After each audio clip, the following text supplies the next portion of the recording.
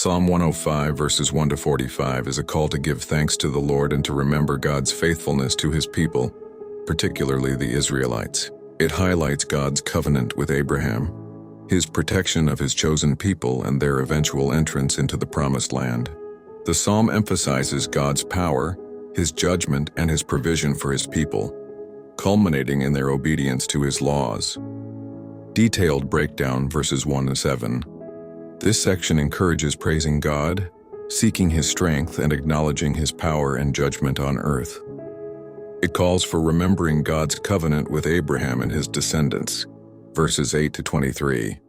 This section focuses on God's faithfulness to his covenant and his protection of his chosen people during their wanderings and travels. It mentions the famine in the land, the suffering of Joseph, and God's eventual provision through Joseph, verses 24-45. This section recounts God's deliverance of the Israelites from Egypt, their time in the wilderness, and their eventual entry into Canaan. It details God's miraculous actions, such as the plagues on Egypt, the provision of quail and water, and the giving of the land. Verses 44-45. This section emphasizes the importance of obeying God's statutes and laws, highlighting the purpose of God's actions in bringing his people to the promised land. Key themes: God's covenant.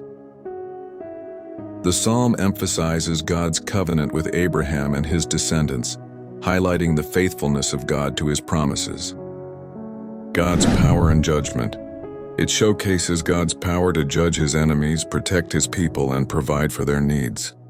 God's provision and protection. The psalm illustrates God's provision of food and water, his protection from enemies, and his guidance through difficult times. Obedience and praise. The psalm concludes with a call for obedience to God's laws and a final affirmation of praise to the Lord. What does apple of God's eye mean? Likewise, being the apple of God's eye means that he will protect us when we come under attack. Though tests and trials will inevitably assail, we will not be alone as we endure them. Our loving Savior never leaves our side, and he covers us with his favor while he fights for us and ultimately brings us to victory. What does apple symbolize in the Bible?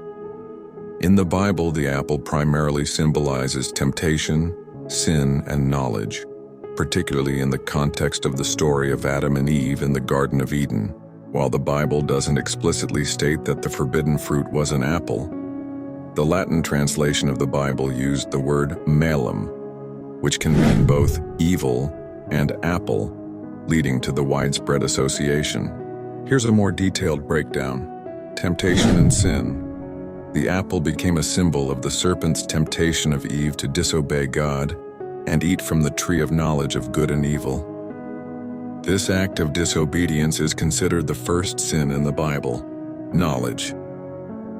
The tree of knowledge itself represents the acquisition of knowledge, and the apple becomes a symbol of the knowledge gained through disobedience and the fall of humanity. Love and beauty in other contexts.